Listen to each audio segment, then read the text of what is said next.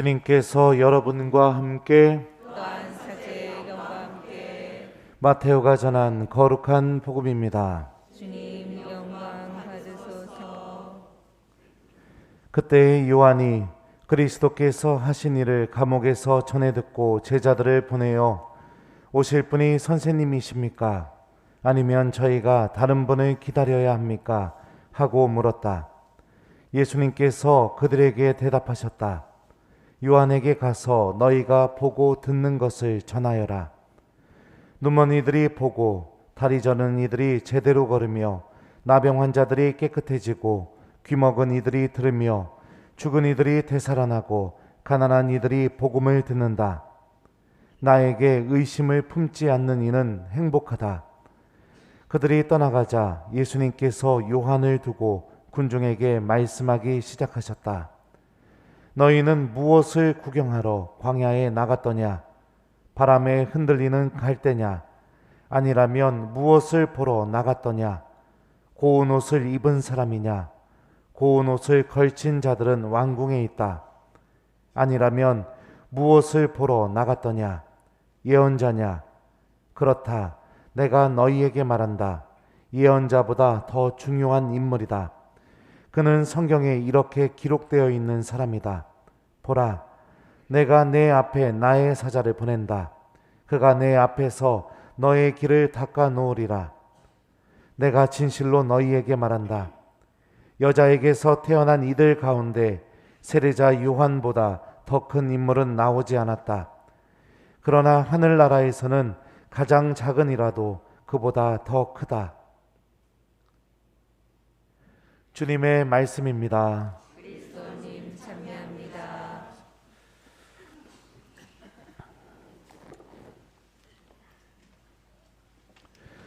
오소서 성령님, 나에게 의심을 품지 않는 이는 행복하다. 안녕하세요. 잘 지냈어요? 네. 나도 보고 싶었죠? 진짜요? 그 거짓말 진짜예요? 네, 그럴 줄 알았습니다. 자, 여러분들 오늘 복음 말씀 좀 이상하지 않습니까? 세례자 요한이 예수님을 의심하고 있고 또 그렇게 의심하는 세례자 요한을 두고 예수님께서는 여자의 몸에서 태어난 이들 중에 세례자 요한보다 더 큰 이는 없다. 이렇게 말하고 있습니다. 우리나라 성경에는 세례자 요한이 의심한 것처럼 번역이 됐어요. 나에게 의심을 품지 않는 이는 이렇게 번역됐지만 그리스어 원문을 보면 좀 다릅니다. 이 의심하다라는 동사가 제가 지금 정확하게 기억 안 나지만 디스타조라는 이 동사가 있어요. 그게 어디서 사용이 됐었냐면 11제자가 부활하신 예수님 앞에서 예수님께서 승천하기 직전에 예수님을 경배하고 그리고 나서 예수님을 의심했던 그 장면입니다. 마지막 마태복음 맨 마지막 28장에 거기서 사용됐던 동사거든요. 근데 마태복음은요, 부활하신 주님 앞에서 11제자가 의심하고 있었던 그 의심하다라는 동사를 지금 세례자 요한에게 사용하지 않고 있습니다. 좀 더 센 단어를 쓰고 있습니다. 스칸달리조라는 단어인데요, 그 단어는 걸려 넘어지다, 죄짓게 하다, 이런 의미를 갖고 있어요. 그러니까 세례자 요한이 단순히 의심한 게 아니라 죄에 걸려 넘어질 정도로 자신의 믿음 안에서 무엇인가 문제가 생겼다는 것을 마태복음서는 그렇게 지금 우리에게 전달하고 있습니다. 근데 왜 번역을 의심이라는 단어를 썼는지 모르겠습니다. 좀 우리나라 성경에 이런 부분들이 많아요. 갖고 제가 이걸 쭉 찾아가지고선 주교회에 딱 갖다 주고선 좀 고쳐주십시오 하면은 그러면 네가 다 고쳐라 할까봐 그래서 안 하고 있습니다. 근데 여러분들 이 의심이 아니라 죄에 걸려 넘어질 정도로 마음이 굉장히 요동치고 있는 그런 상태라고 여러분들 그렇게 이해하시면 좋습니다. 세례자 요한이요. 그런 세례자 요한을 향해서 예수님께서는 여자에게서 태어난 이들 중에 세례자 요한보다 더 큰 사람은 없다라고 이렇게 말합니다. 너무 이상합니다. 복음이. 그러면 하나씩 저와 함께 풀어봤으면 좋겠습니다. 세례자 요한은 왜 예수님을 의심했을까요? 좀 더 정확하게 얘기하면 예수님의 무엇 때문에 자신의 마음이 죄에 걸려 넘어질 정도로 요동치고 있었을까요? 왜 그랬냐면 세례자 요한은요, 메시아에 대해서 조금 다르게 생각을 하고 있었습니다. 예수님의 그 세례 장면 이전으로 여러분들 기억을 다시 한번 떠올려 봤으면 좋겠어요. 우리 지난 주일 복음이었던 것 같아요. 사람들이 찾아와서 세례자 요한에게 자기 죄를 고백하고 세례를 받습니다. 그리고 나서 바리사이들과 사두가이들이 찾아와서 세례자 요한한테 세례 받으려고 하니까 이 독사의 자식들아 이렇게 얘기합니다. 그죠? 기억나시죠? 네. 그리고 나서 세례자 요한이 예수님에 대해서 예고를 해요. 나는 그분의 신발을 들고 다닐 자격조차 없다. 그분께서는 나는 물과 성령으로 세례를 주지만 그분께서는 성령과 불로 세례를 주실 것이다. 그렇게 이야기하고요. 마지막에 예수님에 대해서 했던 말이 있습니다. 뭐라고 얘기하냐면 잘 들어보십시오. 손에 키를 드시고 당신의 타작마당을 깨끗이 하시어 알곡은 곳간에 모아들이시고 쭉정이는 꺼지지 않는 불에 태워버리실 것이다. 예수님이 오셔서 이렇게 할 거라고 세례자 요한은 생각한 거예요. 자, 타작마당을 깨끗이 하셔서, 그러니까 그 알곡을 있잖아요. 그 작대기로 좁혀가지고선 그 알곡만 싹 추리고 쭉정이를 걷어서 불에 태워버릴 거랍니다. 이게 어떤 것을 의미하는 말씀일까요? 어떤 것이 연상이 돼요? 심판. 그죠? 그러니까 예수님이 오셔서 곧바로 세례자 요한은 그렇게 하실 줄 알았던 거예요. 딱 봐갖고 의인과 악인을 다 가려낸 다음에 니네 지옥 가. 끝. 안 봐. 가서 한번 죽도록 고생해봐. 니들 어서 와서 하느님 나랑 들어가자. 이렇게 할 줄 알았던 거예요. 세례자 요한은. 근데 예수님께서 우리에게 오셔서 하셨던 일이 무엇이냐? 예수님이 요한의 제자들에게 설명해 줍니다. 요한에게 가서 너희가 듣는 것을 보고 전하여라. 눈먼 이들을 보고 다리 저는 이들이 제대로 걸으며 나병 환자들이 깨끗해지고 귀먹은 이들이 들으며 죽은 이들이 되살아나고 가난한 이들이 복음을 듣는다. 자, 여기서 언급됐던 대부분의 사람들, 눈먼 이들, 다리 저는 이들, 나병 환자들, 귀먹은 사람들, 이들이 상징하는 게 무엇을 상징할까요? 맞아요. 죄인이요. 죄인들이 치유를 받는다는 것은 무엇을 의미하느냐? 죄인들이 용서를 받고 있다는 사실. 그죠? 죽은 이들이 되살아난다는 것은 생명을 주신다는 사실. 가난한 이들이 복음을 듣는다는 것은 하느님의 말씀을 사람들에게 전해주셔서 그들이 희망을 갖게 해준다는 사실. 예수님께서 오셔가지고 심판은 안 하시고 이것만 하고 계시는 겁니다. 그러니까 예수님은 왜 오셨냐면 우리를 오신 이유가 심판하러 오신 이유가 아니라 우리를 구원하기 위해서, 우리를 용서해 주기 위해서, 우리에게 생명을 주기 위해서 오셨다는 것을 예수님 스스로가 밝히고 있어요. 그러면 심판은 언제냐?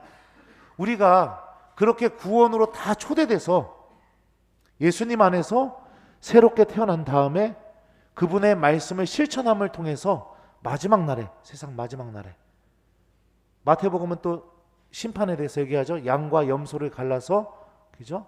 네. 의인과 악인을 구분하고 마지막 날에 벌어지게 됩니다. 심판의 기준이 뭐였죠? 가장 작은 이에게 해준 것이 바로 나에게 해준 것이다. 오늘 자선주일이기도 해요. 그러니까 내가 먼저, 예수님께서는 왜 오셨냐면 잘 기억하세요. 나를 구원하시기 위해서. 그래서 내가 구원된 삶을 통해서 이웃들에게 사랑을 베풀어서 그렇게 하나님 나라를 준비하다가 세상 마지막 날에 최후의 심판을 잘 준비하게 하기 위해서 예수님께서 그렇게 오셨다는 겁니다. 그러니까 세례자 요한은 다르게 생각했던 거죠. 심판이 먼저 이루어질 거라고 생각한 거죠. 그래서 자신의 마음이 죄에 걸려 넘어질 정도로 요동치고 있는 겁니다. 우리는 이 모습을 통해서 한 가지 사실을 알 수 있어요. 그게 뭐냐면 하느님은 내가 생각한 대로 구원하시지 않는다는 겁니다. 항상 내가 원하는 방법대로 나를 구원하시거나 내가 납득이 되고 내가 이해할 수 있는 방법으로, 내가 좋아하는 방법으로만 당신의 일을 하시는 것은 아니라는 겁니다. 내가 이해할 수 없는 방법, 받아들일 수 없는 방법, 내가 원하지 않는 방법으로도 당신의 일을 하실 수 있다는 겁니다. 그런데 예수님께서는 너무나 신기하게 세례자 요한을 두고 이렇게 말합니다. 이렇게 죄에 걸려 넘어질 정도로 마음이 요동치고 있는 세례자 요한한테요. 여자에게서 태어난 이들 가운데 세례자 요한보다 더 큰 인물은 나오지 않았다. 왜 칭찬하실까요? 왜 이런 말씀을 하실까요? 저도 이 답을 찾느냐고 죽는 줄 알았습니다. 성체조배 겁나 했습니다. 어젯밤에 주님 도대체 왜 그러셨습니까? 이러면서. 제가 생각할 때는 여자에게서 태어난 이들 가운데 가장 위대한 인물인 세례자 요한도 죄에 걸려 넘어질 정도로 마음이 요동치고 있다는 것은 세례자 요한도 하나님한테 엄청난 부르심을 받았음에도 불구하고 끊임없이 회개하는 삶을 선택해야 된다는 것을 오늘 복음이 우리에게 은연중에 알려주고 있죠. 그렇게 위대한 인물도 회개를 선택해야 되니까 우리들도 당연히 회개를 선택하는 삶을 살아야 된다. 이게 오늘 복음이 우리에게 주고 있는 메시지라고 저는 생각합니다.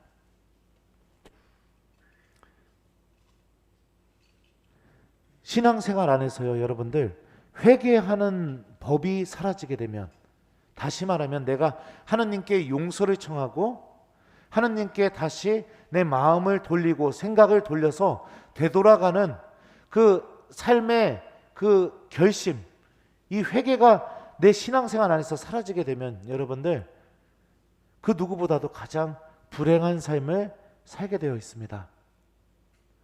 회개는 부끄러운 것이 아닙니다. 하나님께 엄청난 부르심을 받은, 또 최고의 예수님께 최고의 칭찬을 받은 세례자 요한도 죄에 걸려지려는 마음으로, 그 죄에 걸려지는 마음이 막 안에서 요동치면서 그 또한 분명히 하나님 안에서 회개해야 되는 사람이라는 것을 오늘 복음이 알려주는 것처럼, 회개는 하나님 안에서 살아가는 우리들에게 다 필요한, 우리 모두가 다 정말로 중요하게 여겨야 될 그런 신앙의 길 중에 아주 중요한 길 중에 하나라는 사실이죠. 아까 제가 미사 시작하면서 얘기했었잖아요. 하나님이 누구를 두고 가장 기뻐하시느냐, 누구에게 가장 큰 은총을 주시느냐, 다시 한번 물어볼까요? 1번 매일 미사 나오고 기도 열심히 하는 사람. 2번 하나님 말씀을 열심히 듣고 실천하는 사람. 3번 본당 신부님을 열심히 사랑해주고 본당 신부님을 좋아해주고 본당 신부님 위해서 기도해주는 사람. 4번 고해성사 보는 사람. 몇 번입니까? 맞아요. 하늘나라는요, 회개할 필요가 없는 의인 99보다 회개하는 죄인 1명을 두고 기뻐한다고 했습니다. 회개는 우리가 하느님을 가장 기쁘게 해드리는 것이고, 내가 다시 하느님의 은총 안에서 살아가고 주님께서 나를 구원하셔서 나를 당신 나라로 데려갈 수 있게 하느님께 내가 협조하는 것과 같은 것입니다.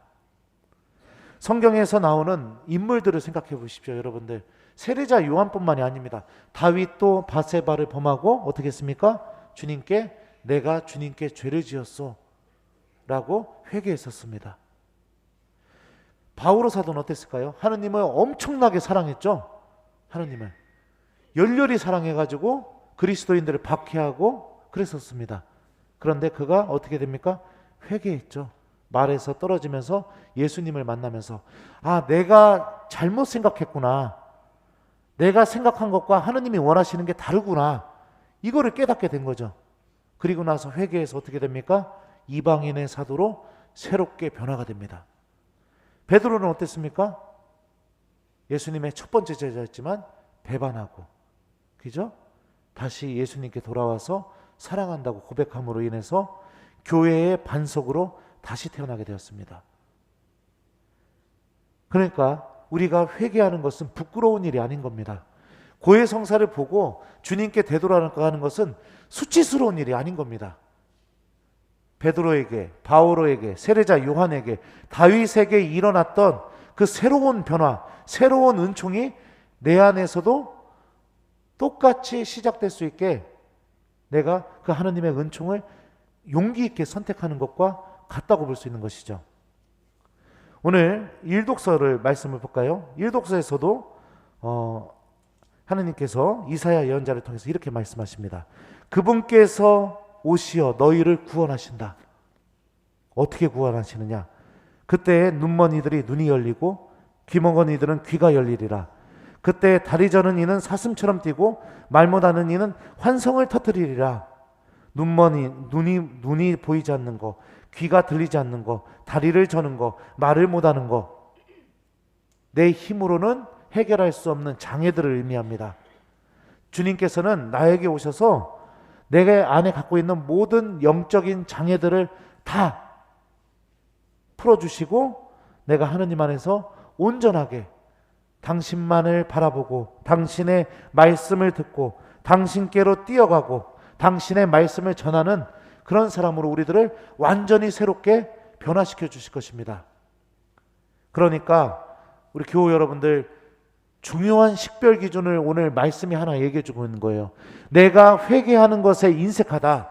다시 말하면 내가 하느님께 돌아가는 것, 내가 고해성사를 보는 것, 이것에 인색한 삶을 살고 있다면 오늘 말씀이 우리에게 전해주는 것처럼 하느님의 구원과 은총을 내 스스로 거부하면서 살아가고 있는 것과 같다라는 것을 기억했으면 좋겠습니다.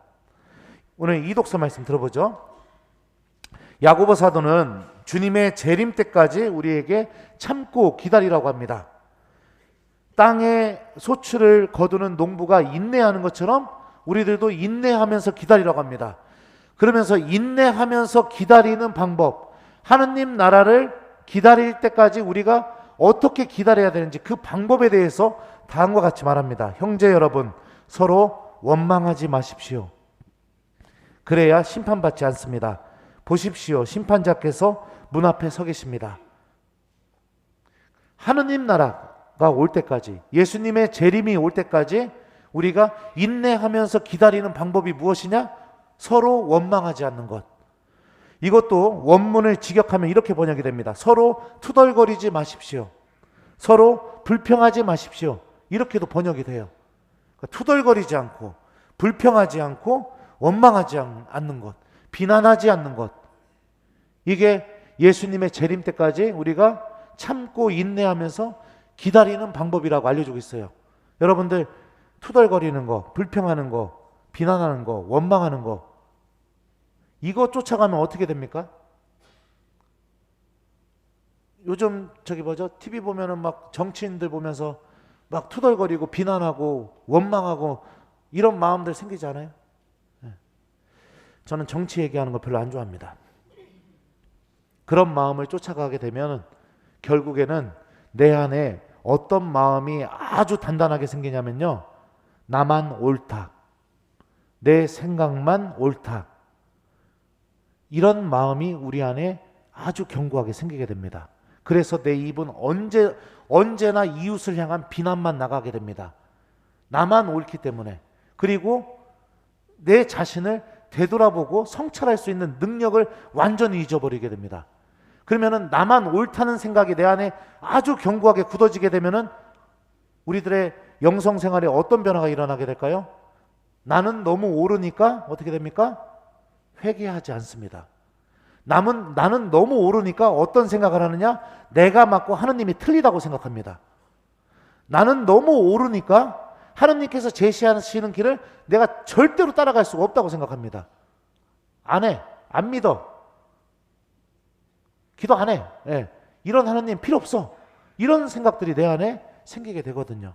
그러니까 불평하는 거, 비난하는 거, 투덜거리는 거, 원망하는 거, 이게 아무것도 아닐지 모르겠지만 내 마음을 아주 완고하게 만들고 나만 옳다라는 그런 잘못된 영적인 교만을 내 안에서 만들어내기 때문에 야고보 사도가 주님의 재림 때까지 서로 원망하지 말라고 우리에게 이렇게 말하고 있는 것입니다.